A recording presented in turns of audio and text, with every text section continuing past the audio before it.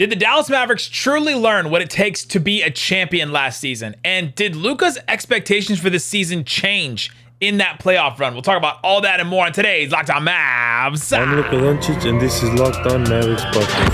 Hey, Dallas Mavericks are NBA champions. Bang! Bang! It's good! And the Mavericks have won the game! If you don't believe, you shouldn't be here.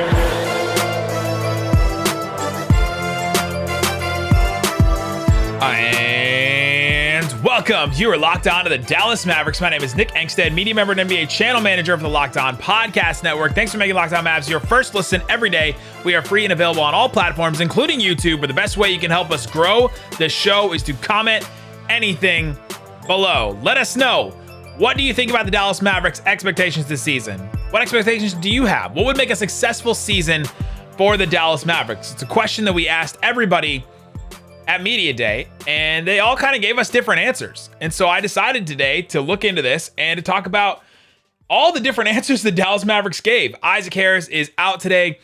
Several of his kids and family members are sick, and it finally came to him. And so he's out sick and should be back better by Sunday night to do our Monday episode. But today we're going to talk about what Luka Doncic told us was his expectation or what would make a successful season. It was an answer that actually kind of surprised me. Not a lot of Luka's answers surprised me, but this one did. And so we'll get into that and why I think the Mavericks learned a lot from their playoff run and what it takes to become a champion. Then Reggie Bullock gave us an answer about defense. Last year, he gave us an answer about defense that I thought was really fascinating. This year, he gave us an answer about defense that fascinated me as well. And so we'll talk about that. And then last, what makes a veteran team? What makes a veteran NBA player? Because I think that there's a case for this Mavericks team to all of a sudden, like a year later, become like a veteran team. Even though we didn't consider them one, they weren't really a young team. They weren't really a veteran team. And now I think you can make the case they're a veteran team in the NBA, and that veteran leadership is going to help them win in this season more than some of these other teams that just got put together this past offseason. So let's start with Luka Doncic. As we always do here on Locked On Mavs, we are 5 days a week, Dallas Mavericks podcast, YouTube, everywhere. Guys, thanks for hanging out with us.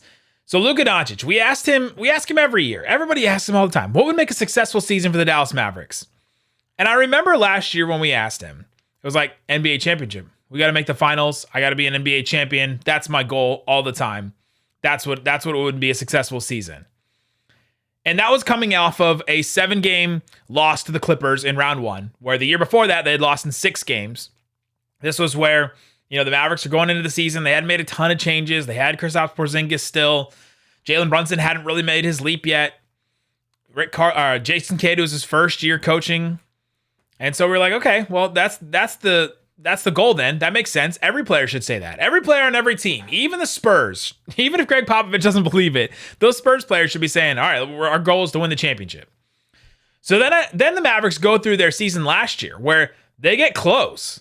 I mean, they're the last 4 teams standing. That was a couple players, Reggie Bullock, Dorian Finney-Smith, a couple players, Spencer Dinwiddie, all said, man, like we were really close. It didn't hit me until a while after the playoffs how close we were. We were the last 4 teams. There's only 4 teams left in the NBA, and we were one of them. It kind of hit them after the season, like after they went through all that and the whole run and all that. And so we asked them the same question, and Luka's answer kind of stuck out to me. All right, Luka, this season, what makes this season a successful season?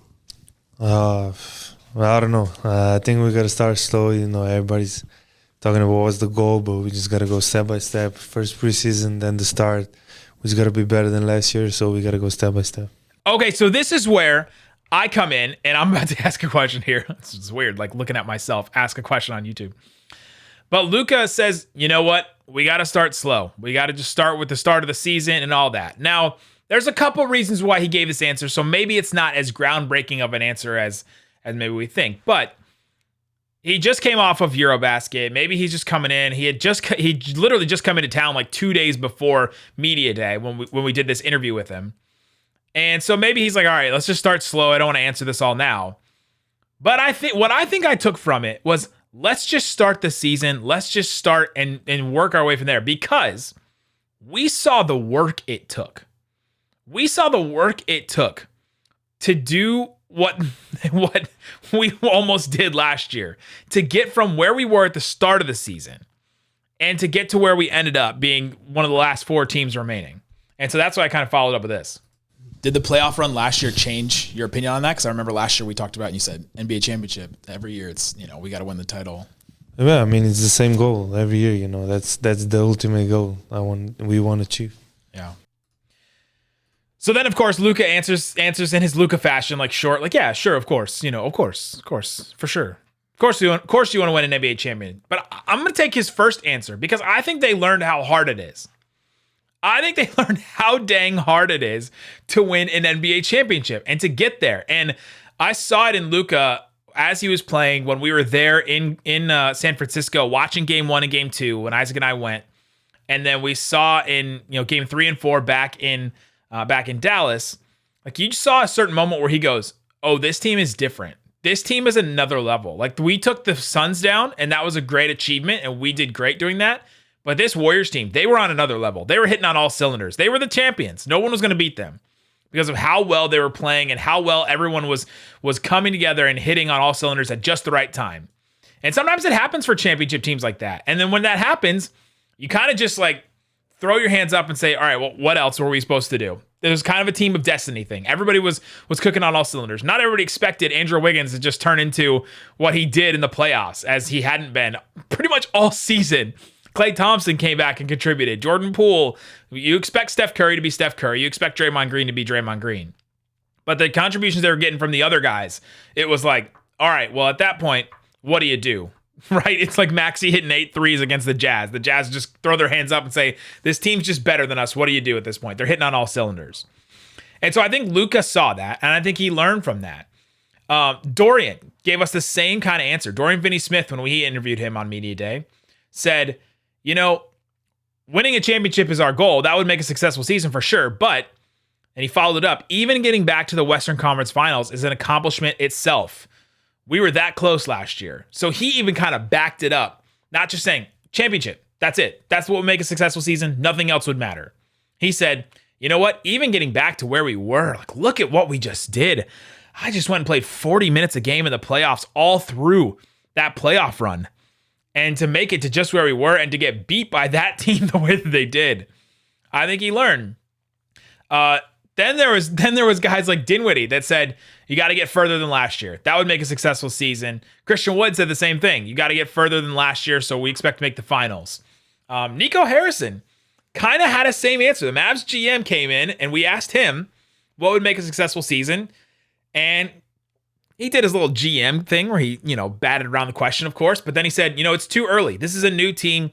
I don't think you can put a cap on it yet. So everybody's kind of pushing back on the, all right, what would make a successful season? Look at what we just did. We know how hard it is now. We know how difficult it is. But with this experience, I think, comes some more knowledge and comes some more veteran leadership with this team. This team has some experience now. And I think that this kind of new mentality can really help the Dallas Mavericks start the season, and especially help where they were so successful last year on defense. And that's where Reggie Bullock comes in. So coming up, let's hear from Reggie Bullock, and then let's get into why their defense could be one of the main reasons why they're just as good as they were last year, maybe even better, and get to a point where we're talking about this team potentially winning a title. So let's talk about that coming up. But before we do, let me tell you about BetOnline. Go check out the odds and lines inside and outside of sports. There's all kinds of stuff on BetOnline. Hopefully, you took the Bengals in Thursday Night Football. I just finished watching that. It was great from Joe Burrow. Hopefully, Tua is coming back healthy. And, I would stay away from the Dolphins, I think, for a little bit and just hope that he's better. You can check out all kinds of other stuff. They have playoff specials already for the NBA. To make the NBA playoffs, let's go Dallas Mavericks. Minus 600 is yes, plus 400 is no. So that's good. They're still like a real favorite to make the playoffs, which is good. The Warriors are minus 2,500 to make the playoffs. So that shows you maybe the difference between what Vegas thinks and what BetOnline thinks that the Warriors are and the Mavericks are right now. The Nuggets are about the same as the Mavericks, minus 650. The Clippers are minus 2,200, so they're right up there with the Warriors as far as sure things to make the playoffs. Lakers are minus 240. Wow. That's so low for a team with LeBron and Anthony Davis, especially for odds like this. The Timberwolves are minus 300, so their odds are not better than the Mavericks or Nuggets either. Pelicans are minus 160. That's even lower.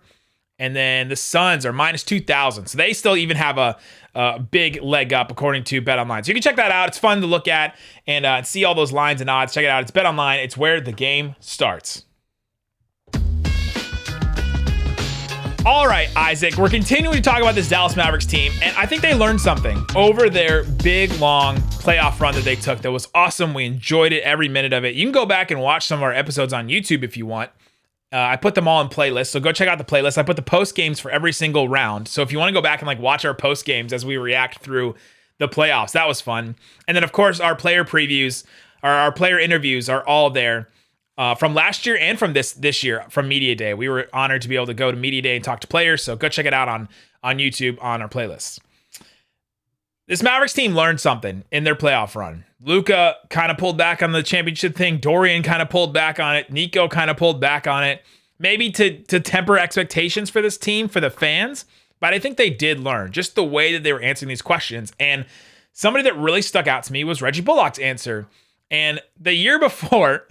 So not this year, but the year before, we asked Reggie Bullock. It was his first year on the team. He hadn't played for the Mavericks yet. He was the big free agent addition that the Mavericks made. Jason Kidd was a first-year coach for the Mavericks, and he was a big wild card for sure because of what he had done in Milwaukee and Brooklyn. And he said, top 10 defense.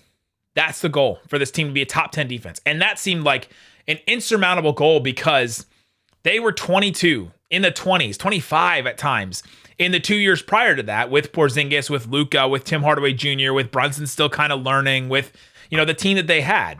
And so it didn't look like defense was going to be the thing that this team was going to pride themselves on. Here comes Jason Kidd, Reggie Bullock, Dorian to step up, Maxey to step up. And this team really did become a really good defensive team. And this is Reggie Bullock talking about what their goal is for this season. All right into it. Last year we sat in this room and we asked you what would make a successful season. You said last year top 10 defense. What's the answer this year? Continue to stay top 5 defense. Last year we set goals for ourselves at the beginning of the season on what we wanted to do. Leading up to about December, we was kind of struggling a little bit, but we got back to our basics of our ultimate goals at the end of the season, and that was. So he said top 5 defense this year. He's up in the ante. He's saying, all right, last year the goal was a top 10 defense. This year it's a top 5 defense. And he didn't just say to be a top 5 defense. He said to continue to be one, because this team, after January 1st, according to Cleaning the Glass, they were 6th. They were really close to top 5. I think NBA.com would say that they were top 5. NBA.com and Cleaning the Glass measure defense just a little bit differently, with a couple of possessions here and there. Cleaning the Glass takes out garbage time. They take out heaves, like half-court heaves at the end of a shot clock or whatever. But they were 6th, so they were top 5, and really dang close to top 5 on Cleaning the Glass. So to continue to be, after January 1st, this team really turned it on. And Bullock is talking about here how they made that big change. Finishing in the top 10 on defense. And if we did that, it would have took us far, and we achieved that goal. So this year, got to set a new goal and be top 5. Last year you said top 10, and I kind of laughed because it didn't seem like it was an achievable goal. What made you think that this team was capable of that? And now what do you see from this team that could be top 5? Just from last year, even before I even got here, the team, they had a great success offensively, and, had spurts on it defensively too. But, adding another defender to the team like myself, and, with Doe out there, just trying to push the pace and, just trying to help cover and be locked in on the defensive end. Both of us is defensive players, so we lead the team in those areas, and, we just had to come bring it every night, and we did it to the best of our ability. The key for their run that they made defensively was the identity they found with Dorian and Reggie Bullock, the so-called the self-proclaimed Bang Bros, according to Dorian Finney-Smith. The Bang Bros becoming those guys. They were him. They were them. What? So you call somebody, if they're him, they're him. If it's two, then are they them? But then they could be them. The pronouns. Somebody figured that out and put it in the YouTube comments. What do you call a pair? They're the duo. They're them. They're him together. Their identity was set on those two guys, setting the tone, taking out some of the best players on the other team, and just making it easier for everybody else to defend in a team setting and handling their business in front of them. Because defense in today's NBA is, there's so many picks, there's so many screens, there's so many screen and rolls, there's so much where you don't just have Kobe versus T-Mac anymore, where they're guarding each other back and forth. You don't have Luka versus LeBron necessarily, where they're guarding each other on every single possession. You just don't have that. You have Luka starts, and if they're playing the Suns, Mikal Bridges is on him. It's not Luka versus Booker. Luka maybe will guard Booker every once in a while, but it's because the switches happen or because different things. Like, there's so many moving parts. But Dorian and Reggie Bullock, in the way that they could switch, in the way that they could handle their own and fight through those screens, fight through those picks, the way that they could handle their own on defense, changed the way this team could play. And their defensive intensity really made it step up. And so now, how could this team take the step forward to be top five for the whole season? Well, there's a couple things that they added. Now, the Mavericks started with Dwight Powell for basically the entire season through the playoffs. He was kind of like a spot starter. It was a little strange how he ended what his role ended up being. But he started 71 games and he started all 18 games in the playoffs. That player now becomes JaVale McGee. That's just an upgrade because of the shot blocker that JaVale McGee can be. Just solely because of JaVale McGee's length. Just because he's taller, has longer arms, and is a better shot blocker, that just becomes a better player. That increases the Mavericks defense. You add him, and you still have Dwight. Dwight is a fine team defender in certain situations in the regular season. In the playoffs, he gets exposed, and it happens to a lot of players, but it was tough for him to play. But in the regular season, you still have him as a depth piece at center. So that's good. That's positive. You didn't lose anything there. You only gained at the center position.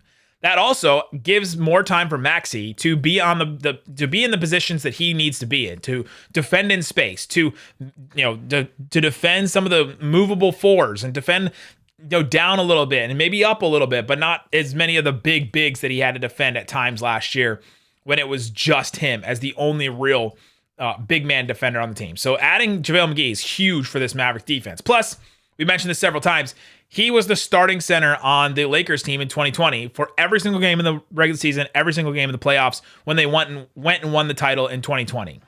Jason Kidd was on that coaching staff. He took a ton of Frank Vogel's defensive principles. Frank Vogel has been at training camp the first couple of days for the Mavericks, just observing. And the Mavericks are starting JaVale McGee in part because he knows those defensive principles. Then you have Christian Wood. He's not a great defender. That's the thing that they're going to have to work with him the most on. But take this. Is he better? Is he a better option, shot blocker wise and rebounding wise, than Dwight and Davis Bertans? Because that's who he's replacing. He's replacing those guys in the big man rotation. And he's definitely a better shot blocker, a better rebounder for sure. Both those guys, JaVale and Christian Wood, bring rebounding that this team did not have. This team could... How many possessions did you see last year where you're just thinking, get a rebound, like just get a rebound, and this possession is over, and your defensive, your defensive play is over. You've succeeded on the defensive end. Christian Wood and JaVale McGee are going to allow the Mavericks to end possessions a lot more than what they have in the past because of their ability to rebound. So Christian Wood, if the Mavericks can mold him into being a good team defender, then that's a huge plus for the Mavericks. I'm not banking on that right now. I know Isaac's not banking on that right now at the start of the season, but that's the goal. And if you can do that, that's a huge asset for your team because he's got good size, he's got good length, he's got really good quickness with his feet. He should be able to defend in space. Jackson Gatlin from Locked On Rockets, when he came on right after the trade, said that's the one thing Christian Wood's pretty good at is defending in space. So if he can do that, then you're adding something to this team that they didn't have before with Davis and with Dwight Powell. So you lose Brunson. You're adding Tim Hardaway Jr. for it. Brunson was a smaller. He's 6'1". He's stout though. He's pretty good to positionally. He was the smallest guy in the lineup. You replace him with Dinwiddie in the lineup, so you get a little bit bigger there. So that's good. But you're replacing the minutes of Brunson with the minutes of Tim Hardaway Jr. maybe a wash, but at least you add some size there. So at least you add some more size at that position in those guard minutes that Brunson had. So, and then the culture is already set. So how do they get to a top 5 defense? The culture is already set. They already know what their identity is. They did not at the beginning of last season. Started the season 16-18. The Mavericks did not know what their identity was at all. And they made the Porzingis trade, and they figured it out real quick. Before the Porzingis trade, they were figuring it out a little bit. And then as soon as they made that trade, they knew exactly what it was. And so how do they get back to a top 5 defense? JaVale McGee is a huge addition because of his shot blocking, because of his rebounding. Christian Wood's rebounding, potential shot blocking, potential to guard in space, and then how the Mavericks, coaching staff could mold him a little bit. The rebounding that both of those guys bring are going to be incredible. And then the identity and the culture are already set from day one. That's how they get from, flirting with a top 5 defense to a definite top 5 defense for the Dallas Mavericks. And that's how they continue to get better. And this is something that they learned in the playoff run, is that you have to be intentional. You have to play defense, and it's hard. It's hard to play defense like that, which is why I think Luka and Dorian and them were kind of pulling back from we got to win a championship this year or else the season's a failure and all that. Coming up, what else did they learn from that playoff run? Did the Mavericks just grow up right before our eyes? I think they did, and I'll tell you what that means coming up.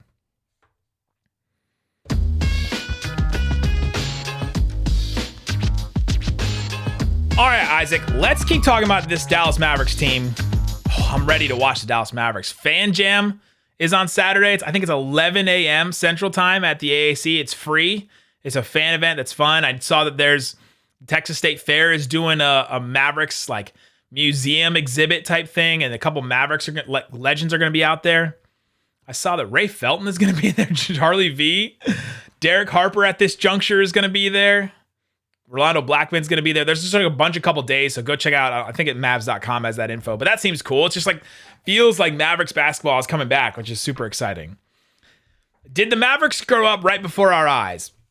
So in listening to some of these answers at Media Day, the hedging about the championship, all right, what's our goal this year?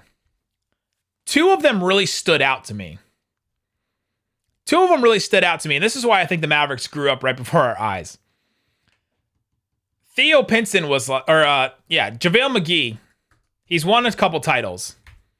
He's won a couple titles in his career, and he comes in, and we ask him, what's a successful season? JaVale won 3 titles in 2017, 2018, and 2020 with the Warriors twice and the Lakers. We said, what's a successful season for the Mavericks? He said, win an NBA championship. That was it. Just straight up. That's what's success to him. New player bringing in on this team. His team lost in Game 7 to the Mavericks last year. Now he's on this team. He's starting. He was all business with us. He said, winning a championship right away. Jaden Hardy comes in, rookie, just played in the G League Ignite, no playoff experience, brand new to the NBA, the definition of wide-eyed and bushy-tailed, just so happy to be there. It was a joy to talk to him. We said, what's a successful season for the Mavericks? And he said, a winning season. It starts with us getting wins. And you see the different perspectives. You see the different sides of it of, hey, I'm just here to let's just start the season. Let's just play. Let's start playing games. To JaVale, who said winning a championship. That's what's successful to him. JaVale is in his 15th year in the NBA. Hardy's in year number 1. So that's the 2 ends of the spectrum for the Mavericks. But with JaVale in his 15th year, the Mavericks have a real veteran. A real long-time veteran that they haven't had before. And then you start to look at the rest of the roster and you say, well, they have Luka who's in year 5 now. When do you become a veteran? I think Luka's a veteran in the NBA at this point. He's played 4 full years. He's been in 3 first-team All-NBAs. At what point are you a veteran? I think Luka's there. Maxey is in year 6. Dorian and Christian Wood are in year 7. Dinwiddie and Dwight Powell are in year 9. Bullock and Tim Hardaway Jr. are in year 10. And then JaVale in year 15.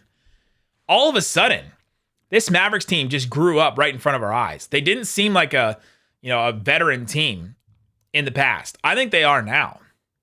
And one of the things I think that adds to that is the amount of playoff games they just played. The amount of playoff games the Mavericks just played in that run, They went from most of their core went from 13 career playoff games in the 2 series against the Clippers, so 6 games and 7 games. They went from 13 playoff games to 31 career playoff games. How many players would you think have played in 31 career playoff games in the NBA that are active right now? There's 450 active NBA players. How many do you think have played 31 career playoff games out of 451? Pencils down. 110. That may seem like a lot. I don't think it is. Only a fourth of the NBA. Less than a fourth of the NBA. And I took out a bunch of players that StatHead said were active but are not, like Rondo and guys like that. 110 players have played more than 31 playoff games in their career.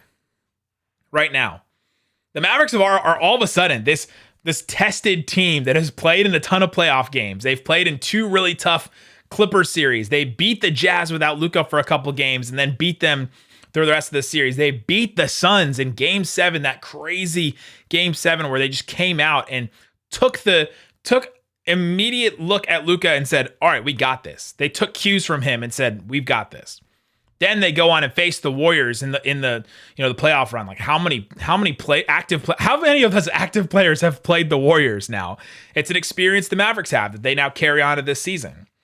So all of a sudden, this team, you look at the difference between Hardy's answer and JaVale McGee's answer about what would be a successful season. This team is a veteran team. They've got guys in year 7, year 9, year 10, year 15. They've been around the block. They've played in playoff games. They've got a lot of playoff experience now all of a sudden. And then Theo Pinson's answer. We love Theo Pinson. He's been a guest on the podcast a couple times now. We talked to him at the Western Conference Finals when we went to Golden State. And then we talked to him at Media Day. And we asked him, what would be a successful season? And he said, getting to the finals. Got to get farther than you were last year. Then he continued and said, we have the right pieces. I thoroughly believe we have the right pieces. That's maybe going to be the Brunson quote that we keep bringing up over and over. I thoroughly believe we have the right pieces to win. That quote actually may be the one that we use as the bit that keeps coming back up.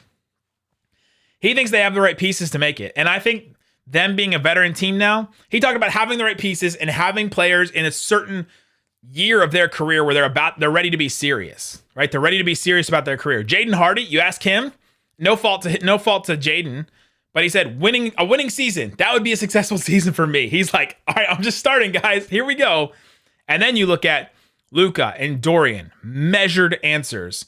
They know what it takes to win now. You ask Dinwiddie, he's in year 9. He's like, we got to get farther. I'm ready to win in my career. Christian Wood's like, I'm ready to be on a winning team. I'm in year 7. Like, I'm not just like a first, second year player in the NBA. I want to win now. You ask JaVale McGee, he's in year 15. He's like, I've been there before. We don't win a championship, it's not a successful season to me. Reggie Bullock, we got to be a top 5 defense. We got to get farther than we did last year. So you start looking at these guys, and I think Pinson's right. They have players that are ready to win right now. Now, whether they have enough talent to do it, that's another question. But they have the pieces that are ready to attack this season. They have the experience now. They have the potential to be a really good defense that'll help them to win some of these games, and some of these playoff series are going to have to win. And I'm excited to see what this Mavericks team has to do. Thanks for making Locked On Mavs your first listen today. Now go make your second listen, Locked On Fantasy Basketball. Josh Lloyd, the GOAT, has you covered for everything. If you're playing fantasy basketball and you're not listening to Josh Lloyd, you're messing up. You're messing up what you're doing. Guys, thanks so much for listening to Locked On Mavs. We will be back on Monday with more breaking down the Dallas Mavericks. And preseason games are coming next week. Thanks, guys.